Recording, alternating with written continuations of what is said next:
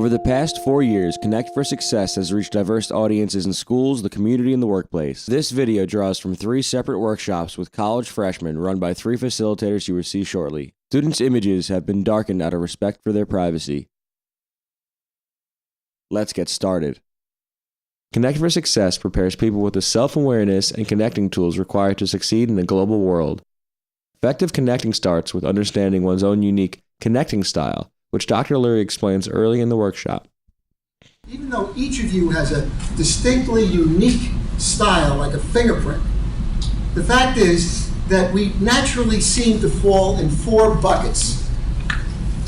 And what we're going to be doing today is helping you to figure out which of those buckets best describes you. Style differentiates 4 distinct lifelong patterns of communication and relationship building. Which of these buckets you fall in is based on 2 aspects of how we connect: how forcefully we connect and how emotionally we connect.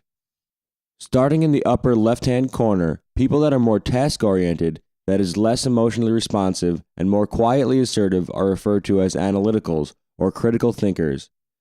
They are process-driven, cautious, and objective. Also task-oriented but more forcefully assertive are drivers. They are natural directors, results-driven, bold, and competitive. Energizers are forcefully assertive like drivers, but more emotionally responsive and more relationship-oriented. They are team builders, natural promoters, outgoing, and inspiring. Like energizers, supportives are more relationship-oriented and more quietly assertive. They're team players who are appreciative, receptive, and dedicated. Rose Walker explains that while one style describes us best and is most automatic, we use all 4 styles. And we use all of these things, all of us, we use both our right hand and our left hand. We just tend to have a preference. Once students have identified their style, they separate into same style groups and, based on a group discussion of their shared strengths, weaknesses, and hot buttons, draft a connecting style profile.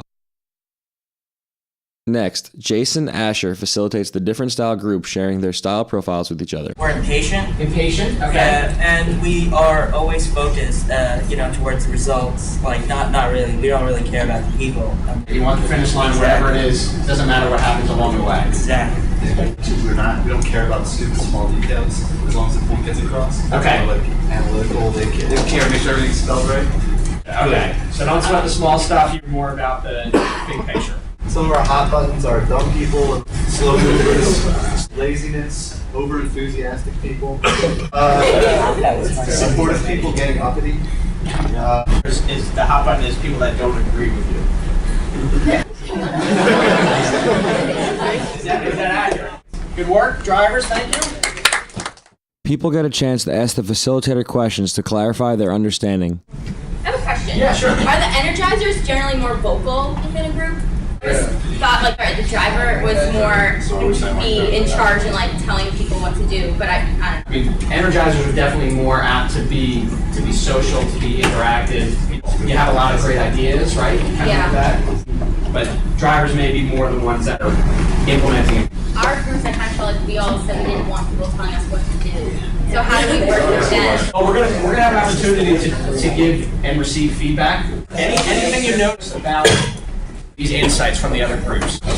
I just feel like if there's a bunch of energizers and a bunch of analytical people and you guys are the supportive people, you could do without a driver because drivers are like it's like every single thing they said just made my blood boil. I was like,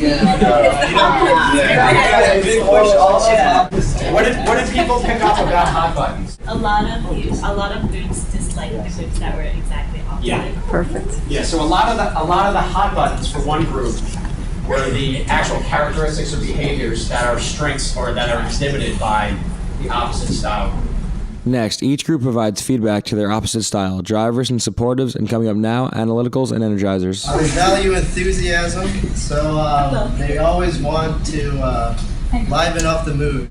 They value that. And it's like they are able to get people motivated on doing something, therefore it gets stuff done. At the same time, they're very intimidating, and they need to be more tolerant of us.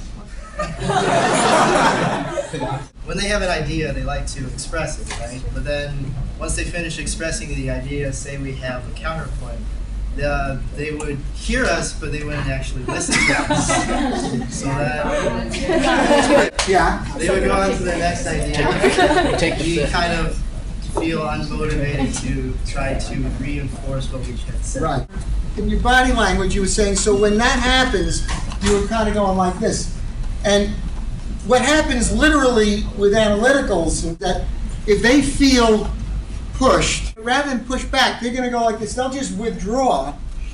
So analyticals are hard to read to begin with, but under stress, withdraw into their own space.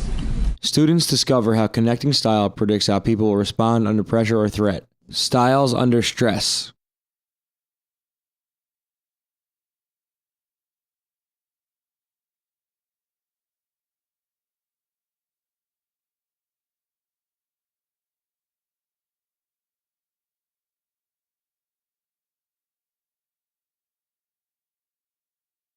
You all are organized, but let's see. We would like you to be more open. Get some enthusiasm and be fun. So what did you think of the feedback that you heard? But people are far from convinced of the need to modify their behavior. These next slides illustrate how people might actually want to respond to cross-style feedback. Driver to analytical.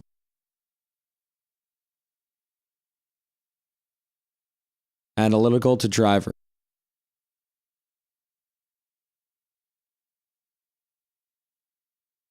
Energizer to analytical and supportive.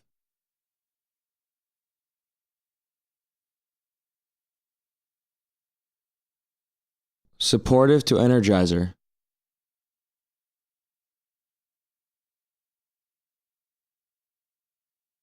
Here comes the aha moment. Promoting our style of connecting pushes others deeper into their connecting style. The key to connecting across style is to mirror their style.